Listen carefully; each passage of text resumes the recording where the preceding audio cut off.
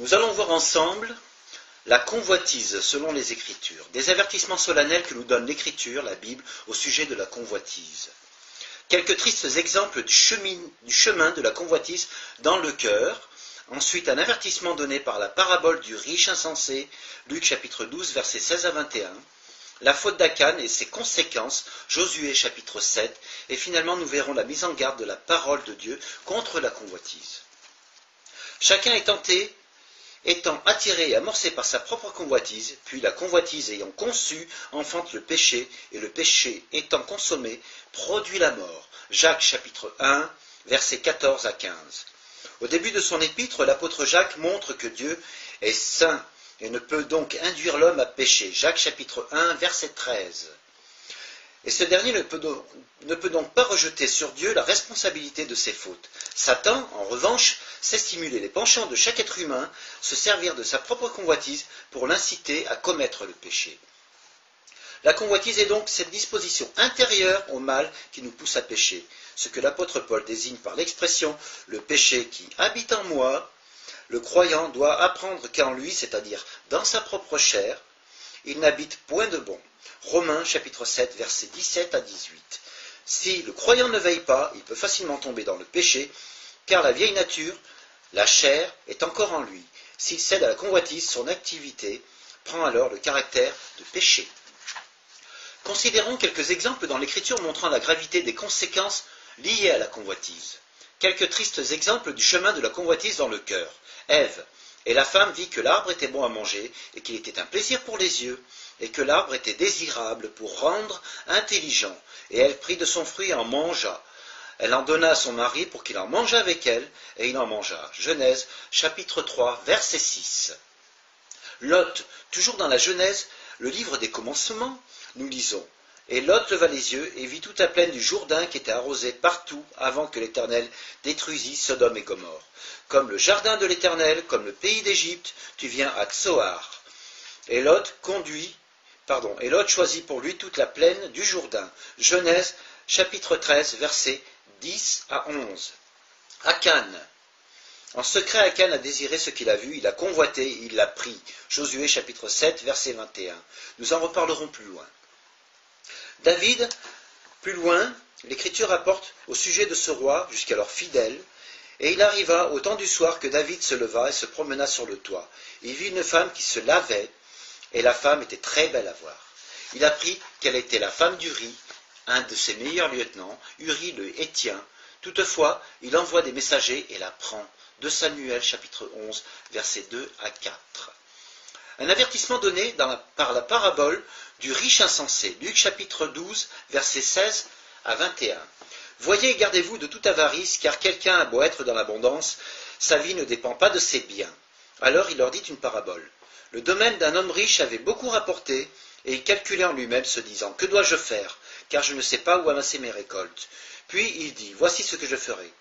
J'abattrai mes greniers, j'en bâtirai de plus grands, et j'y amasserai tous mes produits et tous mes biens, et je dirai à mon âme, tu as beaucoup de biens en réserve pour beaucoup d'années, mange, bois, et fais bonne chère. Mais Dieu lui dit, insensé, cette nuit même ton âme te sera redemandée, et ce que tu as préparé, qui l'aura? Il en est ainsi de celui qui amasse ses trésors pour lui-même, et qui n'est pas riche aux yeux de Dieu. Cette parabole du Seigneur est un avertissement solennel qui s'adresse tout spécialement à ceux qui vivent aujourd'hui dans la société capitaliste dite de consommation. Accumuler, calculer, faire des projets à long terme, on couvre volontiers tout cela du terme de prévoyance. Eh bien, c'est au contraire la suprême imprévoyance, car c'est négliger ce que l'on a de plus précieux, son âme. Insensé, tel est le nom que Dieu donne à cet homme.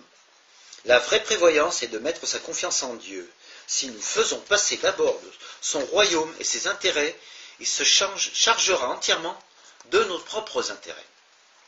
Fort d'une expérience de plusieurs millénaires, le chef de ce monde, Jean chapitre 14, verset 30, Satan cherche constamment à nous séduire, à détourner le cœur du croyant du sentier de la justice selon Dieu, à la recherche de sa propre prospérité matérielle. Parmi ses armes les plus récentes et les plus performantes, méfions-nous tout particulièrement des publicités subtiles et persuasives. Elles sont conçues pour venir constamment arrêter nos regards et résonner de façon répétitive dans nos oreilles. Leur but, nous séduire en particulier par des promesses fallacieuses, autrement dit douteuses, promettant un enrichissement facile et rapide. Elles sont surtout répandues sans relâche par les médias. Retenons cet avertissement de Paul. Ceux qui veulent devenir riches tomberont dans la tentation et dans un piège et dans plusieurs désirs insensés et pernicieux qui plongent les hommes dans la ruine ainsi que dans la perdition. 1 Timothée chapitre 6 versets 9 à 10. Déjà, l'apôtre constatait avec douleur, tous cherchent leur propre intérêt, non pas ceux de Jésus-Christ. Philippiens chapitre 2 verset 21. Avec joie, il mettait en évidence au milieu du dévoiement général des exceptions. Il y a toujours des croyants fidèles et dévoués, nageant à contre-courant, tels que Timothée qui avait été connu à l'épreuve, et Épaphrodite qui pensait à ses frères avec une vive affection. La faute d'Akan et ses conséquences. Josué chapitre 7. La ville sera anathème à l'Éternel et tous ceux qui s'y trouvera. Seulement vous garderez de l'anathème, de peur qu'en prenant de l'anathème, vous vous rendiez vous-même anathème, et que vous ne fassiez devenir anathème le camp d'Israël, et que vous ne le troubliez. Mais les fils d'Israël commirent un crime au sujet de l'anathème. Akan prit de l'anathème, et la colère de l'Éternel s'embrasa contre les fils d'Israël. Josué chapitre 6, versets 17 à 18. Et chapitre 7, verset 1. Israël a péché, et même ils ont transgressé mon alliance. Les fils d'Israël ne pourront subsister devant leurs ennemis. Josué chapitre 7, versets 11 à 12. Si le peuple d'Israël avait consulté l'Éternel avant de partir dans son orgueil à la conquête d'Aï, il n'aurait appris à discerner ce qui n'allait pas au milieu de lui, et il n'aurait perdu aucun combattant. Le péché d'Akan. Le péché commence souvent par un regard. J'ai vu parmi le butin un beau manteau. Josué chapitre 7, verset 21. Akan a délibérément désobéi. Il était sans doute assez facile pour lui de dérober les objets convoités. Il pensait ensuite les mettre à l'abri d'une couverture inopinée en les cachant tous dans un trou sous la terre, sous sa tente. Apparemment, il n'a même pas eu l'occasion de jouir de son butin.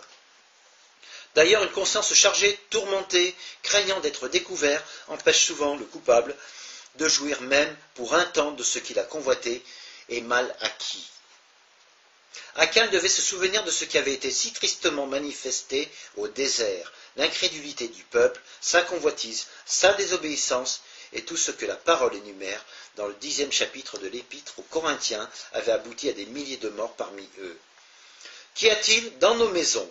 L'Assemblée peut l'ignorer et même volontairement ne pas s'en soucier, mais un péché comparable à celui d'Akan concerne toute la maison. Les membres de la famille, eux, savaient. Et tout le peuple, qui lui ne savait pas, était directement concerné. Israël a péché. Josué chapitre 7, verset 11. Pardon. Ils avaient, en la personne d'Akan, fils de Carmi, fils de Zabdi, fils de Zérak, de la tribu de Juda, sa généalogie est soigneusement établie, commis un crime, une infidélité au sujet de l'anathème. Josué chapitre 7, verset 1. Le péché d'une seule personne peut conduire de grands dégâts au milieu du peuple de Dieu, jusqu'au moment où il est décelé et où l'on s'en occupe activement et selon Dieu. Non seulement des individus comme Samson, mais des assemblées aussi sont réduites à l'impuissance par le péché dans le cas de Marie, sœur d'Aaron, et de Moïse, par exemple. Le peuple ne partit pas jusqu'à ce que Marie eût été recueillie. Nombre chapitre 12, verset 15. Les conséquences de la faute non confessée. Nous ne devons pas tolérer le péché en nous ni au milieu de nous. Le péché à l'intérieur d'un croyant est une plus grande menace que celle de l'ennemi à l'extérieur. La victoire de Jéricho, aussi bien que la défaite de Haï, ne dépendait pas des forces militaires en présence, comme les espions le voyaient bien à tort. Josué chapitre 7, verset 3. Même si les ennemis sont nombreux, ils sont vaincus, si le Seigneur est avec les siens. Romains chapitre 8, verset 31. Le prophète Élisée avait dit à son jeune homme, « Ne crains pas, car ceux qui sont avec nous sont en plus grand nombre que ceux qui sont avec eux. » 2 Rois chapitre 6, verset 16. À la prière de l'homme de Dieu, l'Éternel ouvrit les yeux du jeune homme, et il vit. Et voici, la montagne était pleine de chevaux et de chars, de feu autour d'Élysée. Même si les ennemis sont en petit nombre, ils sont trop nombreux pour que nous espérions les vaincre, aussi longtemps qu'un Akan se trouve au milieu du peuple de Dieu. Chacun est donc appelé à sonder avec le puissant secours du Seigneur son propre cœur, pour discerner, entre autres, quelles en sont ses occupations, quel est le chemin qui conduit, et ses vrais buts. Peut-être dérobons-nous un peu notre temps à Dieu, peut-être est-il frustré de notre argent, de nos capacités, voire même de notre dévouement. Akan cherchait sans doute à s'enrichir et à enrichir sa famille. Puissions-nous ambitionner plutôt d'être riches quant à Dieu. Luc chapitre 12, verset 21. Une faute que nous cachons, le refus de la confesser aux hommes et à Dieu, prive de sa communion. Dans de telles conditions, un chrétien est battu d'avance. Chose plus grave encore, cette attitude porte atteinte au grand nom que nous portons. Christ sera déshonoré par notre défaillance. La réponse à l'humiliation de Josué est la désignation du coupable. Josué a déchiré ses vêtements, il tombe contre terre et ne comprend pas du tout, mais demande « Que feras-tu pour ton grand nom ?» Josué chapitre 7, verset 9. C'était un conducteur spirituel, sa prière était intelligente. Celui qui s'exprime ainsi sait faire passer la gloire de Dieu avant ses propres intérêts. Aide-nous, ô Dieu de notre salut, à cause de la gloire de ton nom, et délivre-nous, et pardonne nos péchés à cause de ton nom. Demande Asaph. Psaume chapitre 79, verset 9. Dieu ordonne par 2 fois à Josué de se lever, de sanctifier le peuple. Il faut agir, sinon Dieu ne sera plus avec son peuple. Pour le jugement comme pour le combat, Josué se lève de bonne heure. L'affaire doit être réglée sans retard. Quant à Dieu, quand Dieu a éclairé notre conscience, il ne faut pas laisser traîner les choses. Dieu aurait pu avoir affaire directement à Akan, toutefois il voulait que le peuple comprenne combien il était grave que le péché se trouve au milieu du camp. Le péché d'un seul homme rend tout le peuple coupable. Pardon. Thème développé plus en détail dans Romains chapitre 5, versets 12 à 21. On procède donc au tirage au sort et le filet se resserre autour du coupable. Enfin, le doigt de Dieu le désigne. Akan est pris. Josué chapitre 7, verset 18. Quoi de plus terrible que d'être démasqué par Dieu lui-même? Lors du dernier repas avec ses disciples, Jésus leur désigna le traître en tendant à Judas le morceau après l'avoir trempé. Jean chapitre 13, verset 26. Mon fils, je te prie, donne gloire à l'Éternel, dit Josué au coupable. Josué chapitre 7, verset 19. La gloire de Dieu exige toujours la vérité. Alors Akan raconte sa triste histoire. C'est celle de toutes les convoitises, celle que Jacques montre dans l'engrenage funeste. Sont successivement concernés les yeux, puis le cœur, et enfin les mains pour saisir et cacher le butin. J'ai péché, avoue Akan. J'ai pris telle et telle chose. J'ai vu, je les ai convoités et je les ai pris. C'était un vol et en fait c'était Dieu qui l'avait volé. Dans l'histoire de l'Assemblée, on trouve hélas très tôt le récit d'un couple, Ananias et Saphira, qui se rendent coupables du même péché de convoitise. Actes chapitre 5, versets 1 à 4. Les fils et les filles d'Akan étaient apparemment au courant et ils vont subir le même châtiment. Le détail du butin est donné. Un beau manteau de Shinar, qui rappelle Babylone, un aspect du monde de l'argent, de l'or, et tout cela était caché sous la tente où Dieu seul les voyait. La parole nous avertit. Même si vous ne faites pas ainsi, voici, vous pécherez contre l'Éternel, et sachez que votre péché vous trouvera. Nombre, chapitre 32, verset 23.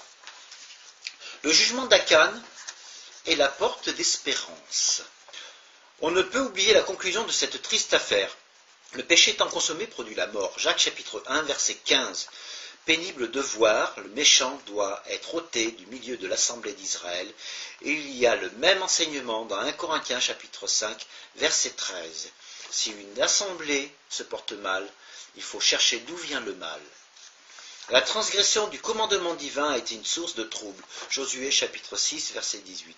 Et le jugement de l'Éternel a dû s'exercer envers celui qui troubla Israël en agissant perfidement. 1 Chroniques chapitre 2, verset 7 et chapitre 5, verset 25. Akan a dû mourir à cause de ses propres péchés. À la différence de cet homme coupable, Christ est venu mourir pour nos péchés, le juste pour les injustes, afin de nous amener à Dieu. Nous avons été libérés de l'esclavage de l'ennemi et notre culpabilité a été effacée devant Dieu. Notre reconnaissance monte pour l'éternité vers ce précieux Sauveur. Acor, c'est-à-dire trouble, est le nom donné ensuite à la vallée où Akan et les siens furent lapidés. Josué, chapitre 7, verset 26.